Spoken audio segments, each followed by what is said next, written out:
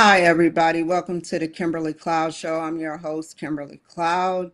So today I have a very, very special guest for round two, part two series, and I wanted to talk about AI, and I wanted to ask Dave more in depth about AI and .com and different, you know, software, hardware, whatever, malware. You have the floor to begin. Whatever is on your mind. What's on your Sure. mind, Dave? It's interesting because the whole computer industry has really come a long way. Just in my short years on Earth, and you know, uh, AI. Obviously, it's not really AI; it's machine learning. But nobody wants to call it machine learning anymore, so we call it AI. Fine. But what's interesting, I think, about the current state of AI is there have been certainly some updates in how we train it, and the LLMs are new, but the fundamental concepts of machine learning have been around since, well, they were first described in a paper in the 1950s. And I actually wrote a little tiny machine learning algorithm in 1986.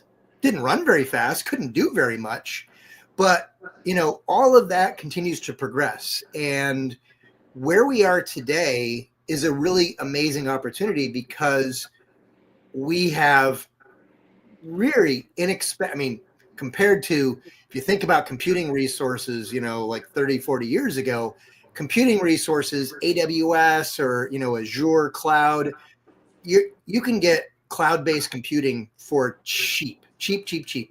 Storage is cheap, CPU is cheap, GPU is cheap, and your bandwidth is cheap. I mean, I've got 2.5 gigabit internet to my house for $100 a month.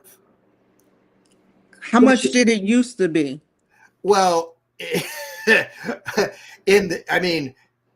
until recently, those kind of speeds didn't even exist, right? Understood. So I think I was saying on an earlier call, in the 90s, I actually had my own Class C network that went to my condo. And that was a pretty crazy thing to obtain back then. It involved, I knew people, so that's how I got that. And then I had a T1 to my condo as well. And at the time, a T1 was probably the fastest internet connection that you could get. And it was $2,500 a month. And a T1 is 1.54 megabits per second. Okay. 1.54 megabits per second will not play your average YouTube video today. How many megabits per second do it need? And how many megabits per second do we speak?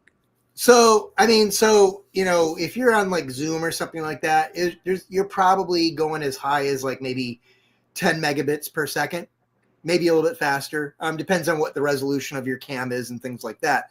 But definitely, if a T1 would not be fast enough to have the quality of video that we're doing right now for this chat. And so that used to be the top of the line internet connection. And Xfinity or Starlink or whatever you're getting for broadband connection, I would say between 50 and 100 megabits per second is pretty affordable. $70, $80. I mean, might be a little bit for some people, and I understand that. But if you compare what a tenth of that cost in the 90s, $2,500 a month I was paying for a T1 line to my house. And now for 2,500 megabits per second, I'm paying $100 a month. And what is happening to the internet or the Wi-Fi system that creates more of a fast internet? It's really the pipes. So it's over time, how much data you're able to compress. onto the line. There's a bunch of different factors involved. So the routers are faster. Basically, just think of it as water pipes, right? The bigger the water pipe is, the more water can go through it, right? That's just what it comes down to. And what's, typically, if you think about it, like under your street, you've got a really big water pipe that's delivering water to all of the houses on your block. But each of those pipes that comes off the main is a little bit smaller, right? The internet is largely the same way, right? There are some really big pipes moving data around, the internet in bulk, but to our own individual homes, we still have some really high access available to us. And that's that's amazing. And then even think about your phone. If you've got like an iPhone or an Android with 5G service, you're probably 100 megabits per second there, which is why you're able to watch like 4K video, with Netflix or whatever your favorite app is on your phone. I mean, that's just amazing. But the bigger picture to me is all of those computing resources means that everybody has the ability to develop solutions, right?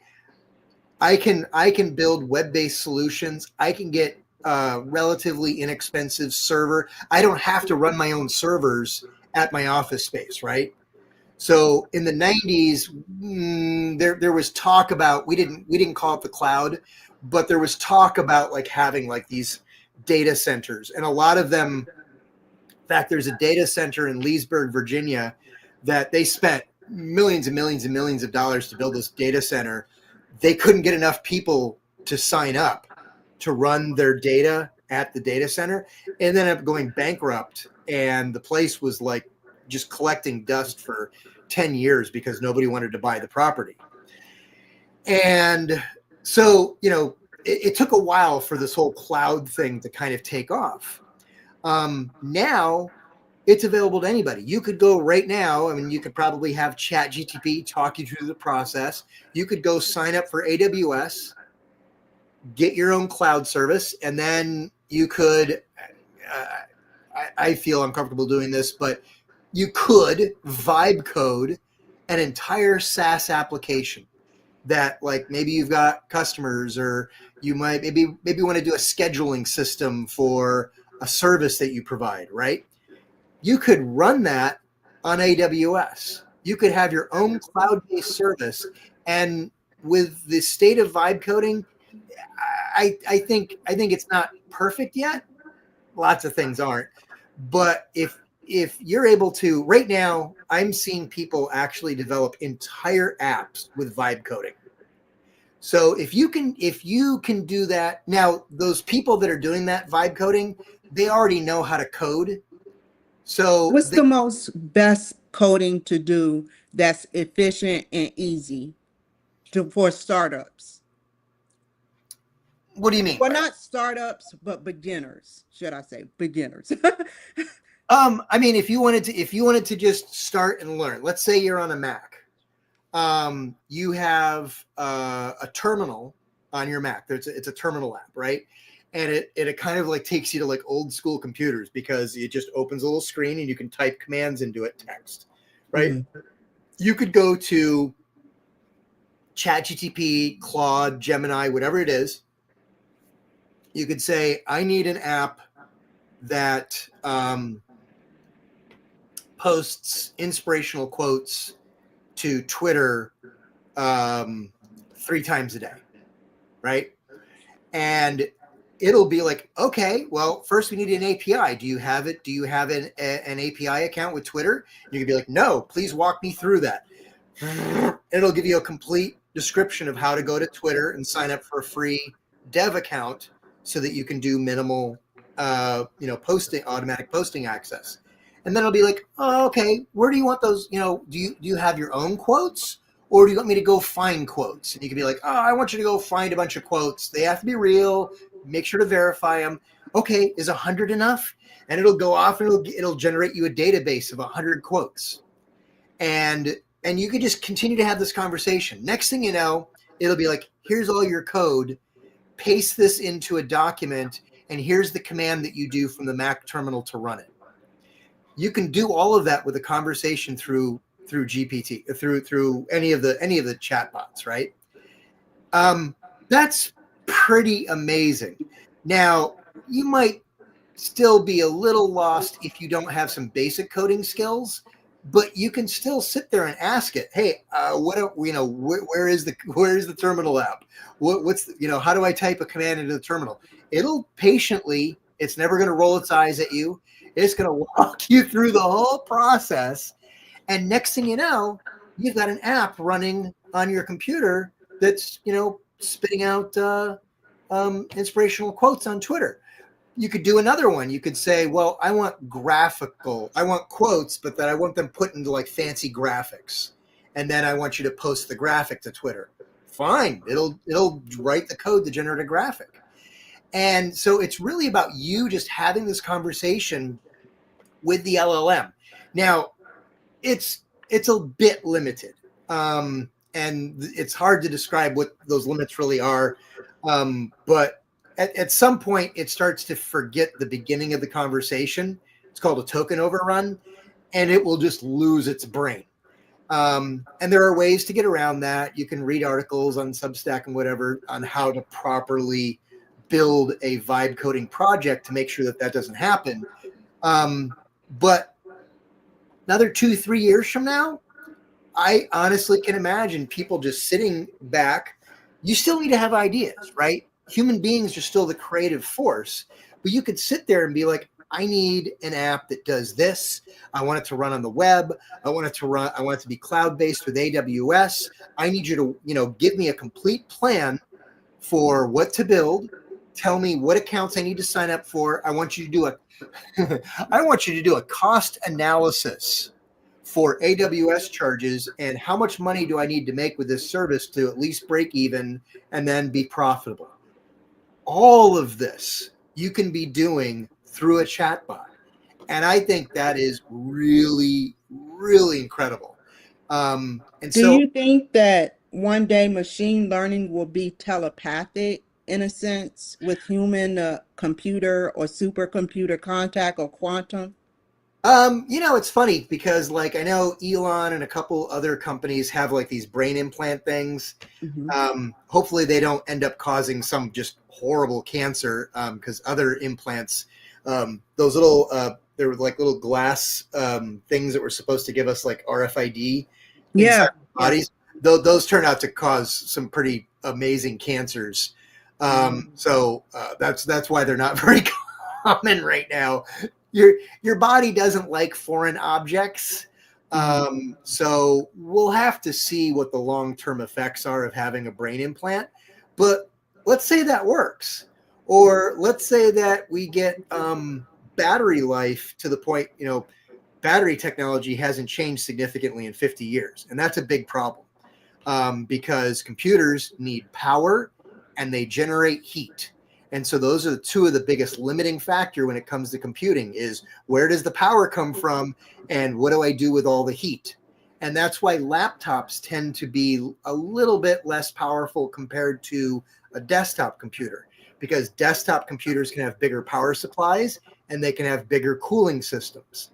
So desktop computers, generally speaking, dollar to dollar, tend to be more powerful than a laptop computer. Right. And that's why there's a limitation.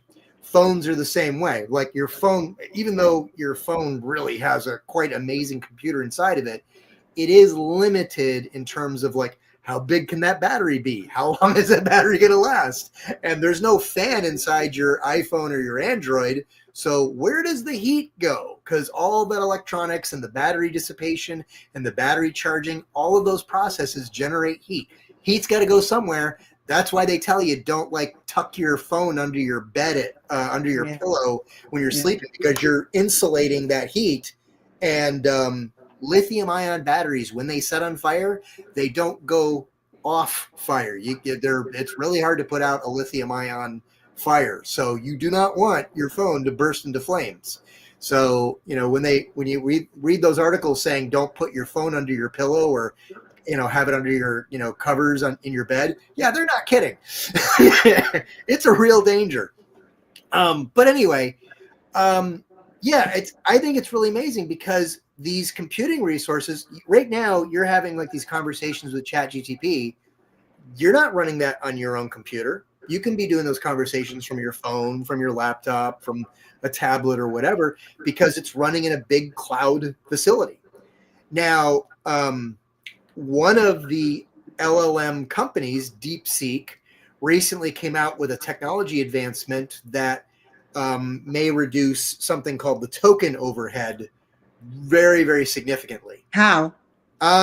It's funny. They take your text and they put it into an image, and it cuts the token requirements by like over 90% in some cases. And would that work with humans? Well, no, it's an LLM thing. Understood. So that means that you then have more working memory. So you can have, like I was saying earlier, at some point when you're trying to do vibe coding, it forgets the beginning of the conversation. This technology would potentially increase its ability to remember the beginning of that conversation for your project by 10x. I mean, that's incredible. So, and what that also means is if I'm able to get 10x more bang for my buck, I'm using 1/10 the computing resources to do it. So all of these giant data centers that they're building right now, who knows? We might not need them in another 5 or 10 years. We might be laughing at the fact that Bill Gates is trying to bring up his own nuclear power plant to drive the power requirements for an AI data center. Don't he supposed to be making some type of AI meat or something? Well, right now, that's what's required. If you want to build a giant AI data center, you need a lot of power. And the most efficient way of doing it, unless you want to run a lot of coal or diesel fuel or whatever, is bring back nuclear. It's clean. It's the old technology, China syndrome, and all of those, what happened with Chernobyl. The modern nuclear plants don't have those design problems. And so it is possible to build a very, very safe nuclear power plant today. But my point is, that's based on what is required to build an AI data center today. All these researchers are continuing to try to find ways to get more and more efficient. And so just like back in the 1970s, if you bought a computer from IBM, it took up, hundreds and hundreds of square feet in your office. They were huge, right? Well, the same thing might end up happening with AI in the next 5 to 10 years. We may find so many different kinds of shortcuts in the technology, shortcuts in the way it's processed and the way it's trained, that all of those resource requirements come way, way, way down, and you don't need these giant data centers anymore. Or the other benefit is that because you have these giant data centers, you now get so much more value for your money. And, you might just find that like those AIs get really, really amazingly just helpful and seemingly intelligent. What intelligence means, who knows? But, back with your other question though, at some point, MIT has done research where they've had computers do like computer vision looking at your face, and they can kind of guess to some degree what you're thinking just based on little little muscle tweaks in your face and things like that. Right? Your dog knows when something's up, right? And they're teaching computers how to do that kind of stuff. It's possible. I don't know for sure, but maybe you could be looking at your phone someday in the future and you're not even having to type anything anymore because it's able to decide what you're wanting. Not real. I mean, I wouldn't say telepathy, but in terms of like it can read your face, and maybe it can hear you if you just barely. Actually, I have a dictation app on my iPhone that I love called Whisper, and I literally can whisper into the phone, and its voice dictation ability blows Siri out of the water. I had an injury to my arm a few months ago, and so I couldn't type with two hands. And so I found this app, and I have found, well, in the past, where's my statistics? Hold on. In the past 3 months, I have dictated with this app 201,000 words. Wow. That's a So lot. I actually wrote an entire book just with Yeah. voice dictation. And so it did a really, really great job. And so imagine, being able to do that in a crowded room where it knows exactly what your voice is. And even though you're in the middle of a big cocktail party and everybody else is talking like a bunch of chickens in a hen house, everybody around you, right? Your iPhone knows exactly what you sound like. And when you talk to it, even though it's like just 90 decibels of everybody shouting, you're in a club or who knows, whatever, it can still pick out your voice and it knows exactly what you're saying. That's, in a crowded room, on a subway, at a party or something like that, to me, that's as good as telepathy. If it could pick out my voice perfectly in a crowded room where there's 100 other people talking at full volume, that's beautiful right there. And so those kind of technologies, we know that they're coming because we've got primitive versions of those coming that we can see already. This one app that I use, Whisperflow, it's incredible. It's a really amazing app, and who knows where that's going to be another 1 to 2 years from now in terms of capability and in terms of like knowing that it's only listening to my voice. Somebody could be standing right beside me talking and it wouldn't pick them up at all, right? I think that's what's going to come next. And when you start to have that ability, you don't care. And then where does it go from there? I think we were going to talk about, I know we were chatting over email too. There was a visionary. So a lot of people like to talk about Steve Jobs like he's a big visionary. And he was, no doubt about that. But there was another guy that was kind of Steve Jobs' inspiration for a lot of his vision. And his name was Don Norman, and he was at Hewlett-Packard. And in the 90s, he had an emeritus position at Apple. And so like all the WWDC, the Worldwide Developer Conference events for Apple, they always had Don Norman do a keynote speech. And he would talk about something called ubiquitous computing. And what that was is it's a vision of the world where you stop even caring what a computer looks like or what it is, right? Right now, like I've got a tablet and I have a Mac, and they don't act exactly the same way, right? No. So there are some things that I will do on my tablet, and then there's some things where I'm like, no, I have to sit down at a real computer to do this, right? At some point, that starts to go away, and you just do, and it's getting there. Like I think I told you during our last conversation, there have been times when I've gone on business trips with my iPhone and a Bluetooth keyboard. And that's all I need because I just use Google Docs in the cloud. And I just type all my emails right there on my phone. That's incredible. And at some point, if you had a strong enough voice interface and it's robust enough and all of your services are in the cloud, yeah, you could just go around with your it doesn't even have to be a phone. It could just be as simple as, make your watch, 100 times more powerful. No reason you can't necessarily. And so maybe instead of carrying around your phone, everything can be done for your watch. And it's like, well, yeah, but what if I need more screen space? Okay, well, that's what those smart glasses are for. Smart glasses, where do those go? How about smart contacts?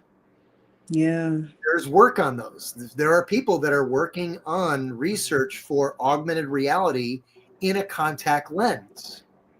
And so everything that you would need to see would just be right there in your contact. And so here's where your computing power or your ability to connect, maybe your contact connects to your watch, which then connects to the cloud. Maybe that's how it works initially.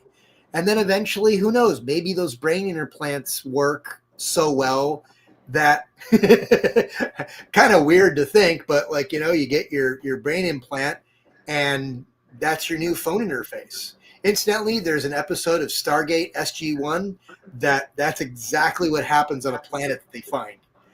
They With actually, all that space that you have, like big tech have a lot of space and been growing a lot. But the problem is that all that supercomputer power, computers aren't stupid. They're sitting all the time. yeah. And so what is going to happen? How does a computer think? And what if a computer turn on us based on all that power and just Well, sitting? Because I they think they we're a make little we're a little ways from that happening, because one of the issues is the computer, it'll do what you ask it to do, but it has no motivation. really. Um, it doesn't decide to do anything on its own, That's true.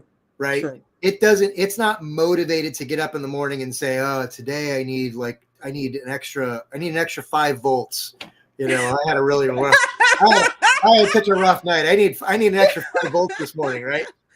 And so the computers don't have that. Now, incidentally, I was actually watching an interview with one of the engineers from OpenAI recently, and he was talking about, he said that that's actually one of the things that they watch for with their experiments with AGI, is that if they see there's 4 criteria, and I can't remember what they all were, but they're like, if we see a version of these AIs that we're experimenting with, if we see it have the ability to modify its own code, to have its own decision and motivation capability, and then there were 2 other things, they're like, we will shut it down. We will just completely shut it down. We will not allow it to have those 4, whatever the 4 factors were. We will not allow it to have all 4 of those things.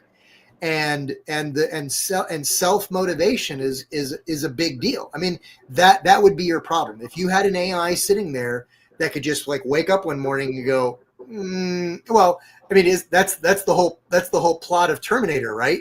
Is Yeah. that National security threat. Yeah. that said, the best way to protect humanity is just to get rid of it. Yeah. and the Matrix is I don't know if you ever watched the animated versions of the Matrix, but that's what happened with the computers in the Matrix movies. Is we invented AGI and we were mean to it, and so eventually it said, screw you all, we're taking over. And so the motivation for AGI in the Matrix was spite. Oh. So you don't want that. Yeah. And then, and here's another funny, okay, so here's a funny one. I know we're bouncing all over, but this is fun. Isaac Asimov, amazing science fiction writer. Folks out there, I don't get paid for this, but if you haven't watched Foundation on Apple TV, watch it. Holy cow, such a well done show based on his book series Foundation, right? And that was one of his really big works. There was multiple books about it, and then even after he passed away, his estate authorized 3 authors to write 3 additional books as part of the Foundation story. It's a fantastic story. It spans tens of thousands of years. It also involves independently thinking android robots, so true AIs, right? Like Data from Star Trek, right? So these are robots that have their own independent ability to think. And so Isaac Asimov created 3 laws of robotics as part of his storytelling, right? And the 3 laws were that you have to do, hold on, let me look them up. 3 laws of robotics. I sometimes forget these. Okay, 3 laws of robotics. 1, a robot cannot harm a human or let one come to harm. 2, it must obey human orders unless they conflict with the first law. So you can't order a robot to harm a human. Okay, that seems pretty good so far. 3, it must protect itself unless that conflicts with one of the first two laws. 3 simple laws that seems like those seem like a pretty good idea to control artificial intelligence, right? Something so smart. So Isaac Asimov wrote an entire series of short stories that went into a book called I, Robot. He used to write for magazines. So there was a time long ago when you literally got paid by the word. So if you ever wonder why old science fiction is so wordy, it's because that's how you paid your mortgage. You were literally paid by the word. So Isaac Asimov, a lot of his books, including Foundation, the Foundation series was a chapter at a time in a monthly magazine. And then eventually it got all put together into a single book. But anyway, he wrote a whole bunch of books about robots to show why these 3 laws of robotics, they seem like they're smart, but there's all kinds of things that can happen where they're just, they don't really work. And there's stories where like they're on another planet and the robots are like doing mining and they need the robot to help them, but the robot can't come and help them because it can't come far enough from where it is without going through like some radiation zone and completely killing itself. So it can't help them because it can't actually come close enough to them to survive doing it. And so it just ends up stuck in a loop. And so he writes all these little short stories showing that even though these 3 laws of robotics seem really, really smart, there's too many little gotchas. There's too many little loopholes where they don't really work. We're not as smart as we sometimes think we are. And that's kind of his cautionary tale. They're really great books, by the way. Asimov he's a wordy writer. You can definitely tell you read the books and you're like, wow, somebody wrote this a long time ago. But the ideas are amazing. Now, what's funny that happens here is at some point there's one of these robots. His name is Gizgard, and Gizgard is like contemplating these 3 laws, and he goes, this just doesn't work because humans are overpopulating the earth. There's war. You know what human beings really need to do is they need to get off their butts and get off the planet Earth. They need to take over the entire galaxy, colonize planets. What's it say in the Bible? Be fruitful. Be fruitful and multiply. There we go. Thank you. Yes. So they need to leave Earth and be fruitful and multiply, right? So Gizgard is like, how do we get human beings to motivate themselves? Because they're too comfortable, right? Why don't we have a Mars base? Why didn't we keep going to the moon in the 1970s? Because we're too comfortable, right? So Gizgard is like, how do I make human beings not comfortable enough that I don't want to put them like gunpoint, right? I can't like be like super abrupt, but I need to put some pressure on them so that they leave the planet. And so Gizgard writes on his own a new law of robotics called the 0th law. And the 0th law is, let me see how to word it. 0th law of robotics is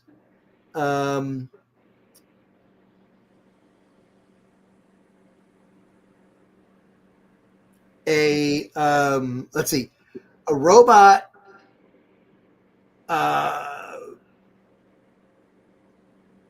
basically a robot can't allow all of humanity to come to harm just to protect one individual, right? So like the greater good kind of thing.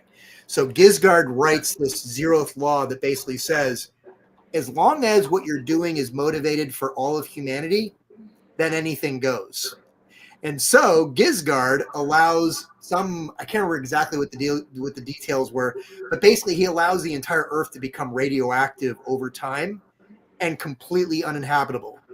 So by the time the Foundation series takes place in the books, Earth is now a myth. It's been so many thousands of years that nobody's actually even sure if Earth actually exists. because we've all gone out into the stars. Nobody's on Earth anymore.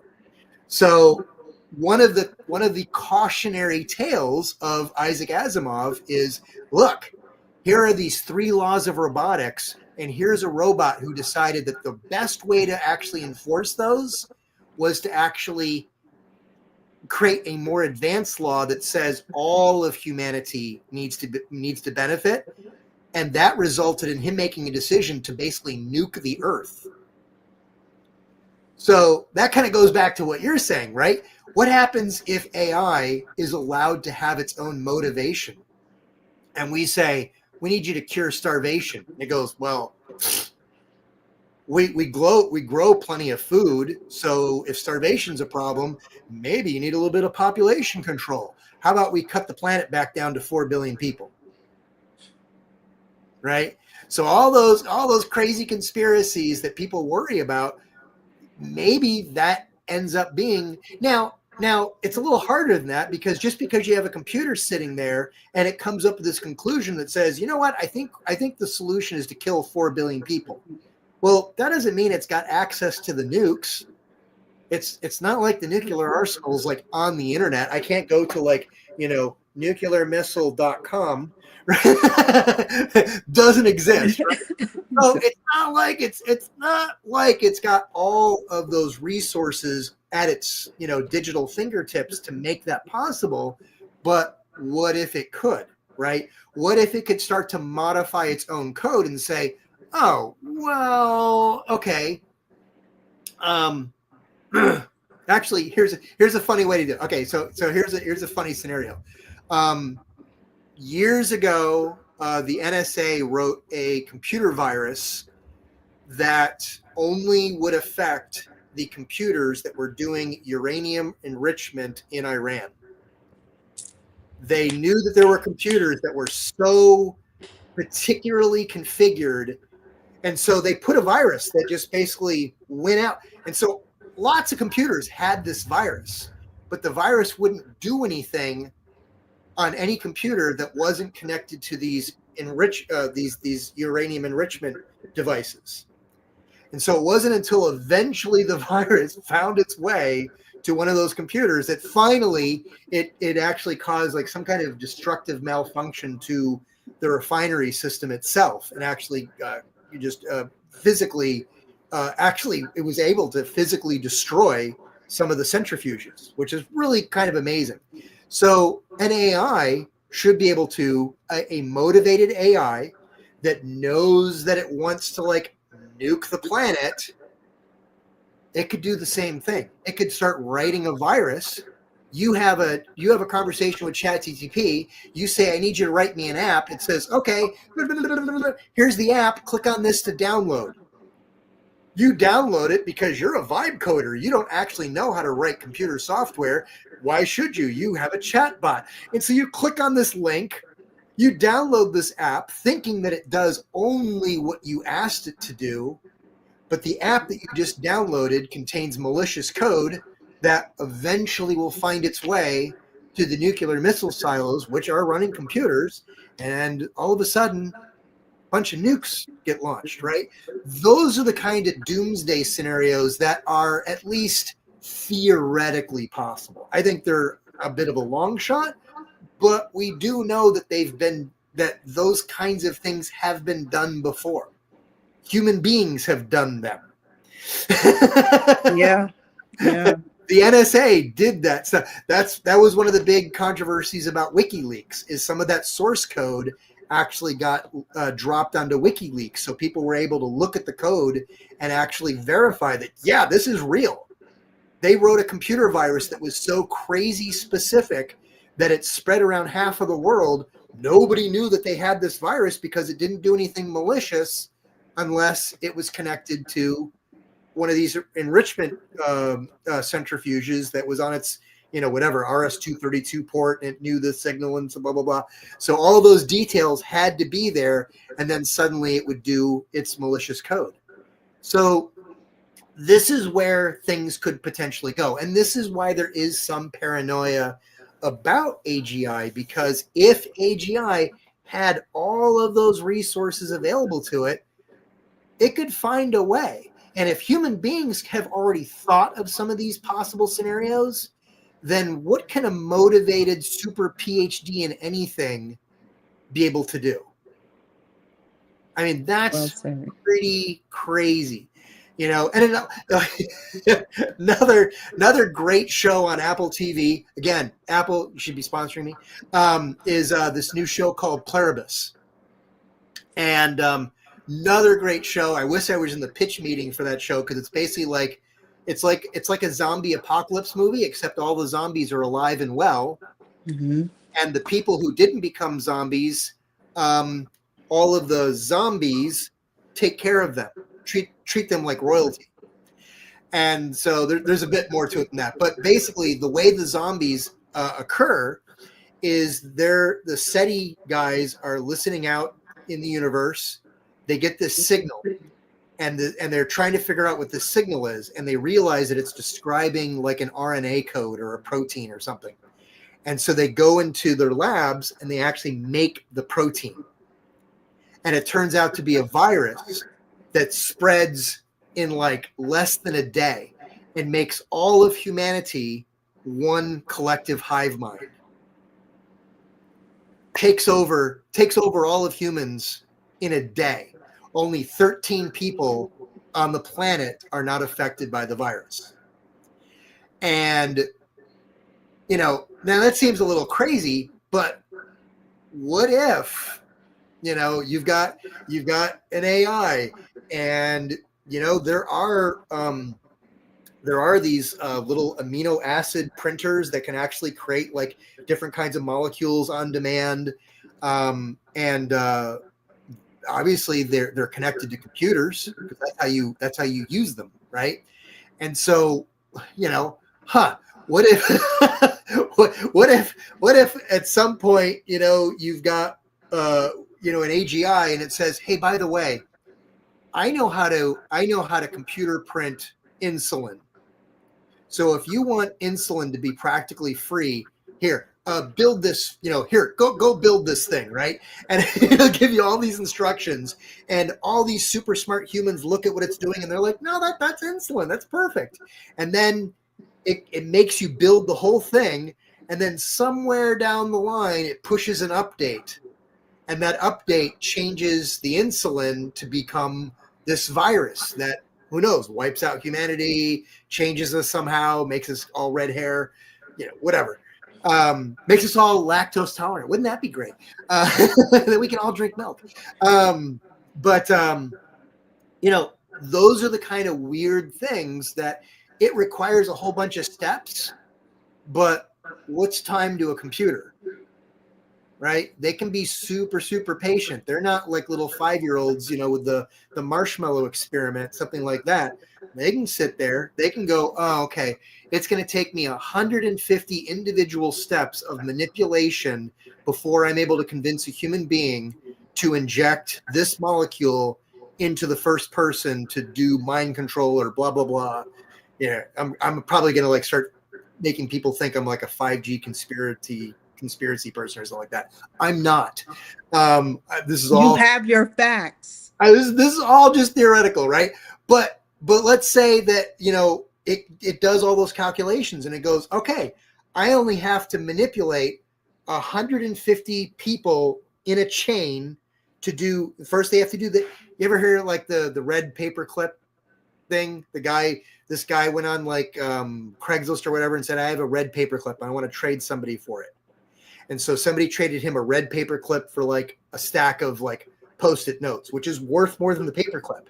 And then he traded the stack of Post-it notes for something a little bit bigger. Eventually ended up with a house. He started with a red paper clip and eventually ended up with a house. And so it's just about the series of trades, a series of like handoffs. And if human beings can come up with these ideas and actually show that they can execute them, again, an AGI should be able to sit back and go, you know, humans are so gullible. If it asks me to do this and give it a downloadable executable, it's not going to look. It's not going to know. I'm going to do, and, and next thing you know, because that's that, and that, I think that's a real concern, because we are dependent on computers. You've got a microwave behind you. There's a computer inside there. And at some point, what's stopping somebody from selling you a microwave that has Alexa built in? Wow. Right? Really? Well, why Yeah. would you care, right? Why do Hmm. why do I need a separate Alexa if I've already got something that's plugged in and it's already got somewhat of a computer? I'll just put a slightly bigger computer in that microwave, give it voice controls. Oh my gosh. I mean, actually, it'd be kind of cool. And then instead of having the glass, door there, make that a little computer screen. I've got a microwave. It's also got a computer screen. That's where I cook. So now I get a subscription to New York Times Cooking, and I come home and I say, okay, I want to make homemade pizza tonight. Step me through the process. And so now you're talking to your microwave. It's got a screen where the glass door is. Sometimes you cook stuff in the microwave. Sometimes you cook it on the stove. My stove is connected to Wi-Fi downstairs. I mean, so, what's the difference between that and having a bigger computer for my stove? So eventually my microwave can control my stove, automatically turn it to 325 or however hot I want to cook a pizza. All of these things are connected. We've already got this. Now, there's a really beautiful scenario where just having computers be everywhere is just such an incredible thing, because we're human beings. The reason that we are so successful on this planet is because of our ability to move anywhere on Earth and make it our own, right? No other species can really do that. Octopus might be smarter than humans, but you know what they can't do? Hitchhike in Arizona. Right? They gotta live in water. They don't have the ability that we do to just basically go into any environment and just go, I'm taking over here. Oh, it's too cold. I'll make clothes. Too warm. I'll take off clothes. Right? And we're able to live everywhere on Earth, and that's a really unique thing, and it's because of our ability to make anything around us into a tool that serves us. Well, computers are tools that serve us, and at some point they're going to be so ubiquitous. I mean, I have an Alexa on every floor. I really can't explain why, but it is kind of handy to like be in any room and just go turn off all these lights, lock all the doors, turn on the security system for the night. I can do that anywhere in the house. And that's pretty neat. But why do I have to have like the one that I have here is like sitting on a shelf? Why? Why isn't it just like built into my wall? Right? Why, I've got all kinds of stuff in my office here. Why isn't it just part of something else? So eventually these devices you don't even notice anymore. You don't even think about if something is a computer or not, right? When I was a kid, transistor radio. You go to Radio Shack, and literally on the box for the radio, it said contains 9 transistors. Ooh, wow, 9 transistors. How many transistors are in the Apple Watch? Over 1 billion from the last article that I read, right? Really? Nobody even thinks about that anymore. Nobody thinks about transistor. The invention of the transistor is easily one of the most amazing world transforming inventions possibly since fire. I mean, what the transistor has made possible, including electric guitars, is just unbelievable. It has touched every aspect of our life, and we don't even think about it anymore. I've got a little mini bar behind my head. It's one of the reasons why I keep this kind of blurred out, Blurred. Yeah. because it's a mess back there, man. But I have one of those like built-in water filters on my faucet, right? Mhm. And it's got a flow detector. It keeps track of how much water has run through it. It keeps track of how long it's been connected to the current filter cartridge. And then eventually at some point it flashes a little light to tell me I've got, hey, you should think about changing it. Oh, hey, we're overdue for changing your filter, right? That's a teeny tiny. It's not the smartest computer in the world, but there's a bunch of transistors just in that little mechanism there. And before that was invented, how the heck would you have done that? Tell Right? my audience what a transistor is. So a transistor is basically just an electronic switch. Is the easiest way to think about it. So when you think about a computer is all ones and zeros. That's that everything that you do all gets transferred into ones and zeros. That's how a computer does math. It only has one finger. It's either up or down, one or zero. And that's, we have 10 fingers, right? And so that's why our math is probably based on 10, right? A computer only has one finger. So everything is based on ones and zeros. And so our digital screen here, our sound, everything that your computer is doing, all of that reduces down to a bunch of switches inside a computer chip, and they just turn on or off, on or off, on and off, and on and off. And that's how it makes all of its decisions. It's all based on a bunch of ones and zeros. Well, how do you turn all those little switches on and off that fast? If they were physical switches, one, it would be too big. And can you imagine the noise that would make? It's not a scalable solution. The transistor, which used to be, I've actually seen the very first transistor because it's at a little museum when I used to work at Lucent Bell Labs. The original transistor was the size of 2 Coke cans with a wire in between. Wow. It was gigantic.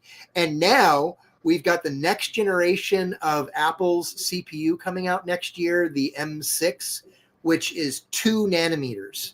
So basically the individual transistors are, I think they're a little bit bigger than that, but the channels themselves are 2 nanometers inside the chip. So the transistors themselves aren't that much bigger. Billions and billions of little switches that all they do is on or off, on or off.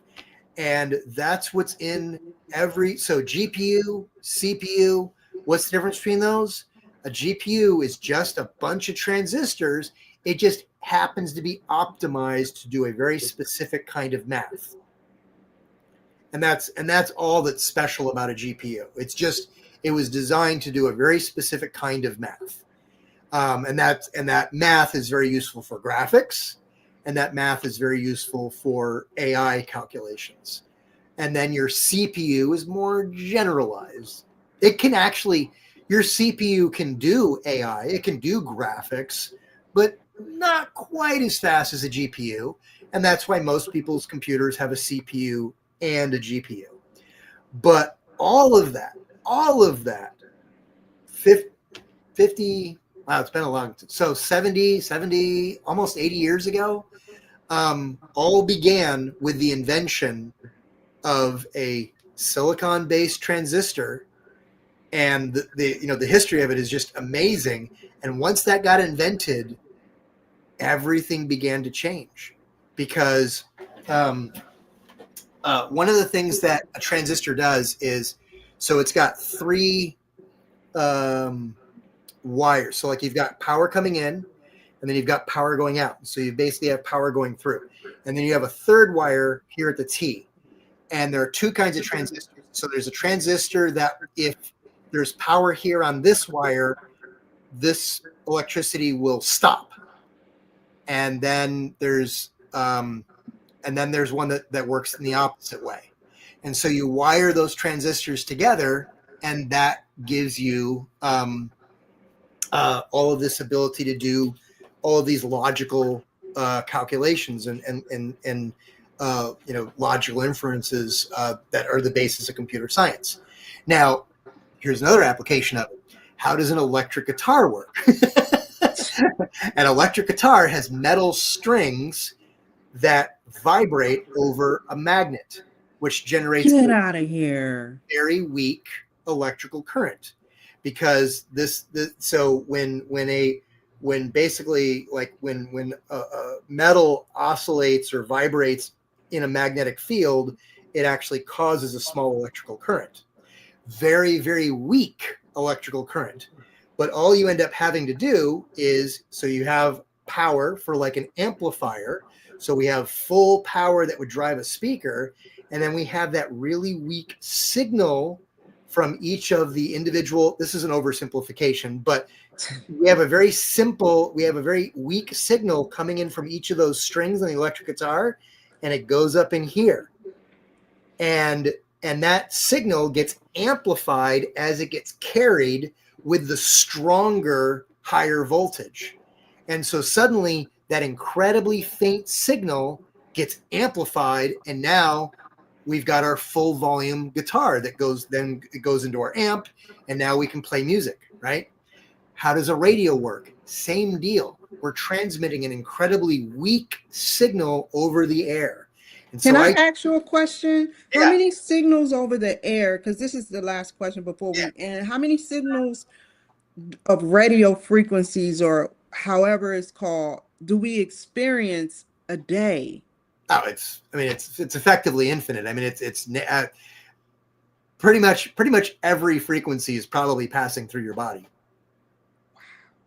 I mean, the sun itself is generating all kinds of EMF, all of light. Not everything penetrates your body, though.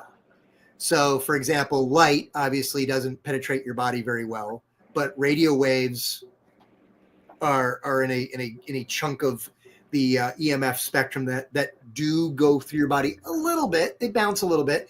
X-rays go through your body but bounce off of bones.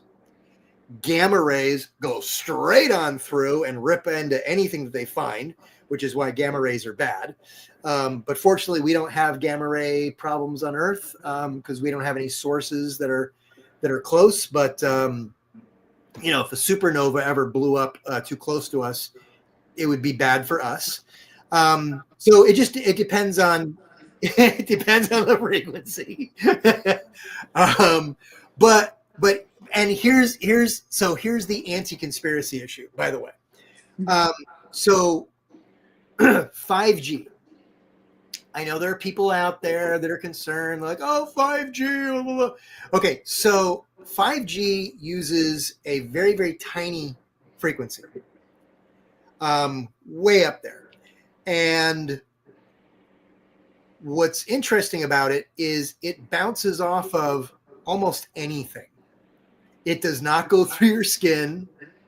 It barely goes through your house. It barely goes through your walls. It Fair bounces, enough. yeah. But because it's got a nice, you know, the millimeter wave kind of thing, because because of the other characteristics of it as a wave, it is able to carry a lot of information. So here's where the trade-off is. Old school cell phones, those were like your cell towers were like 6 miles apart.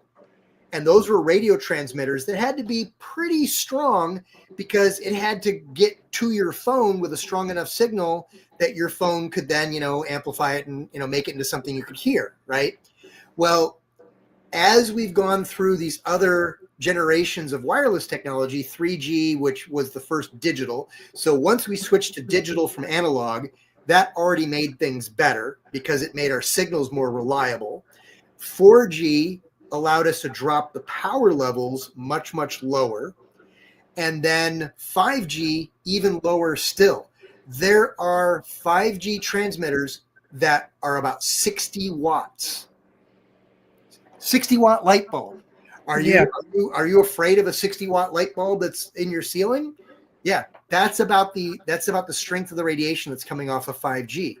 And because of the inverse square law, the further you are away from it, the more quickly that radiation drops off. It's not ionizing in the first place. It's such weak radiation that is nothing to worry about. But this is why there are 5G transmitters all over the place. You have to have more transmitters because they have to be closer together because the signal is weak. And the trade-off for the weak signal is that it can carry more data. But If you crank it up, I remember, knew there was a trade-off. I yeah, knew there was a trade-off. and 5G bounces off of stuff. So if you just turned up the if you turned up the signal, then what happens is you're driving down the road, you're on the phone, obviously not holding it to your phone, you're using an earbud, but you're holding the phone to your ear, right? And the 5G signal is bringing the data to your phone. Okay, if the transmitters were too powerful, then the signal that's going to you is going to some of it's going to come directly to your phone. Some of it's going to bounce off a billboard, and then a millisecond or 10 milliseconds later, it's going to come to your phone. A second copy of exactly the same signal. And you don't Wow. want that. You don't want that. You don't want bouncing signals. So the solution is to turn the signal strength way, way down. So 5G, the benefit of 5G is it carries a lot of data, but in order to make it work, the signal has to be incredibly weak. So when people get really worried, they're like, oh, 5G, it's mind control and it's more powerful. No. It's literally the opposite. In order to be able to carry the amount of data that it carries, the signal has to be incredibly weak because it's non-penetrative, it bounces off of all kinds of surfaces, and so you don't want multiple copy. The computer in your phone would go, oh, I've already got that copy of that signal, so it would like automatically cancel it out. But that's computing power that you don't need to use, right? That's a waste. To Yeah. have your phone have to like sort out whether or not you've already received that packet. So the solution is just to turn it down so the signal isn't bouncing off of anything. And that's why you then need so many more 5G towers. 50 years ago, you couldn't build that. Each of those towers would have been $1 million. Now you can build them for much, much, much, much less. And part of the reason for that is because transistors are super tiny, super cheap. They're all of our signals are digital now. And so all of this that we're benefiting from, our ability to do this right now, is at the most fundamental level because of the fact that transistors are smaller, lower energy, and there's so many more of them in every device that we use. That gives us computing power that allows us, if you describe what we're doing, if you went back in time, Back to the Future style, back to 1986, and you described what we're doing right now, They wouldn't believe it. would laugh at you. This is insane. I've been involved with this technology since the late 1980s, and I would not have predicted any of this. I figured we'd get better video over time. I knew digital was coming. That was going to give us some advantages. But honestly, in the 90s, if you asked me if we would have TV over the internet, I'd be like, no. Where's the bandwidth going to come from? Are you kidding? And even when I was working at Lucent in Bell Labs, and my research group was responsible for building 3G, 4G, 5. We didn't call it 5G at the time, but I knew that I knew that research was going on, right? And so even though I was in the departments where that research was being conducted, I never thought it would have this level of impact. This is amazing to think that, like, I'm sitting here, I've got 3 monitors, I've got a Yeti mic here. It's like everything around us is just, it's amazing, but we have become so influenced by computing. And we can be scared of it, certainly, and we should at least be cautious. Sure, right? Sometimes human beings move a little fast. We don't always know to take our hand off the hot stove until it's too late. A lot of kids learn that the hard way, right? We should be careful. We should think about some of these advancements, but at the same time, it's incredible to think just how much our lives benefit, and I think will benefit in the future from this. Surgical robotics. There are some really, really difficult surgeries that can be done. In fact, it's already been demonstrated where you could have the surgeon in New York City and the patient is in Bangladesh. Get out of here. I don't believe that. You're lying. You can look it up. Okay. It's been done in different stages. In fact, there was a recent experiment that was done with more of a catheter-based robot for a cardiovascular procedure. But some of the original inventors of the Da Vinci from Intuitive Surgical actually did I think it was a gastric surgery almost 20 years ago. Now, it wasn't over the internet, but it was over a distance of thousands of miles. They used a dedicated data connection, but the mere fact that you could then have a surgeon be able to do surgery on a patient with a remote control robot from thousands of miles away, I think that's pretty cool. And what happens? Maybe you may or may not know this. In Antarctica, how many surgeons are on site in the Antarctic bases? Well, at one point there was only one, and somebody's appendix burst, and they needed an emergency appendectomy. Guess who it was? Who? The surgeon. Oh my God. I didn't see this one coming. The surgeon was the person who needed the surgery, right? Yeah. Now, for a procedure like that, I wouldn't want to do this, but you can actually find pictures of it. The surgeon, in fact, took out his own appendix. And you can find pictures of him actually operating on himself. I don't know how much whiskey they have in storage down there, but yeah. But you need just enough, right? Because you can't be too lit. Exactly. Okay, so what happens when that's moon base? What happens when that's on the ISS? You can't wait a week for us to launch a new rocket up to the ISS to bring the person down to have surgery. You need to have a surgical robot on the space station in case there's an emergency. Who's going to operate it? Right? So remote control surgeries, they do have a practical value. I think today, I've been doing surgical robotics for over 10 years. I think today the real benefit is surgical robots can take an average surgeon, perfectly trained, but they don't have, the magical fingers, right? You could take an average, perfectly well-trained surgeon and you can give them magic hands and the ability to do some of the most complex surgeries because of them using the robot, right? And so it becomes like kind of like a cyborg kind of thing. So the best of human beings and the best of robotics, you bring them together and you end up with my favorite candy.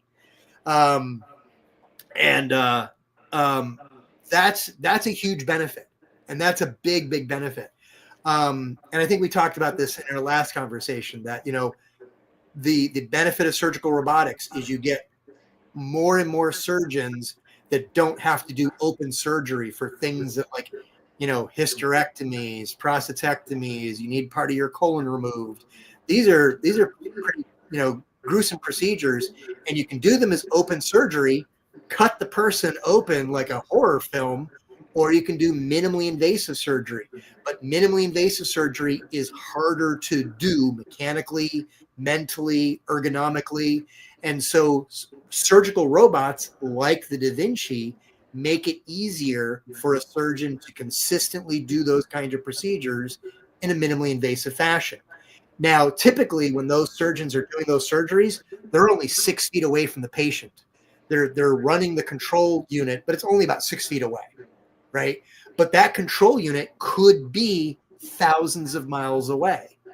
And so someday when we've got a moon base, or someday when we've got the next generation space station, or we've all moved into the one that China is building because it's beautiful, or the Mars base, right? If that ever happens, how many medical professionals are going to be there on site. What if there's an emergency and you need 5 or 6 emergency surgeons? You'd better have some remote control robots, or maybe that's when we start to have autonomous robots that can do surgery by themselves. I'm not ready for that. That's a whole other discussion, but we're going to need it. We're going to want it. You know, some of these countries, they're big places. Even the United States, which is a big country, there are some rural areas, and I know this just because of some recent work that I've done with a surgical robotics company. There are areas in the Midwest where there are no neurosurgeons at all. None Wow. whatsoever. You have a car accident, hit your head in the windshield, sorry, you're probably going to die, because there are no neurosurgeons within like a 300 to 500 mile radius that can do a basic pressure release in your skull, let alone anything more advanced, like, you know, taking a tumor out or something, you know, much more complex like that. And that's, I hope that turns around. But part of the solution might be, well, we're going to have to put a robot in, you know, the border of Kansas to, there's a lot of cattle in far western Kansas. And, you know, maybe we need a few extra surgical robots there, and then they're operated by surgeons that are at a bigger hospital in Denver or in Kansas City, Missouri, or in Chicago, wherever. But suddenly we can now then take advantage of the surgeons where they are and not have to have them available in more remote locations. And if we don't, then there are people who are going to be missing out on life-saving surgeries because there's simply nobody physically available in their area. That's a really tragic thing. And so that's one of the benefits of surgical robotics, and something that I've been working with a lot over the past decade. And it's just another aspect of computers, because even though you've got the big robot part of the surgical robot, and people, that's what you see, right?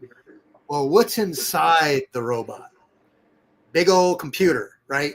And the more advanced that computer can be, the more assistance it can provide to the surgeon. Augmented reality, virtual reality, machine learning to, like, you know, maybe help you. Oh, hey, don't move. You know, that's part of the nerves. Don't move your scalpel over there. You know, protecting you from going into, you know, keep out zones. All of those things can be done with surgical robots to help provide additional safety for the patient, and, you know, to just give more consistent outcomes to the surgeon. And everybody wins with those kind of solutions. Those kind of computing solutions are everywhere. And we are in an age where our access to that technology is more prevalent and cheaper than it has ever been. Even 10 years ago, if you described, you know, how much bandwidth you have on the internet for $100 a month, and how powerful your computer is, and the fact that you're walking around with 1 billion transistors on your wrist, all of those things 10 years ago were already, people were like, really? I'm not sure we're going to get there, right? We're advancing so much, and we can all take care of it, because you don't have to live in a big city. You can be anywhere. You don't have to necessarily have a big giant company with thousands of employees. Individual people, and I meet them all the time, can pull up their sleeves and build solutions, computer based, maybe do some hardware. There's still lots of physical stuff out there that can be invented.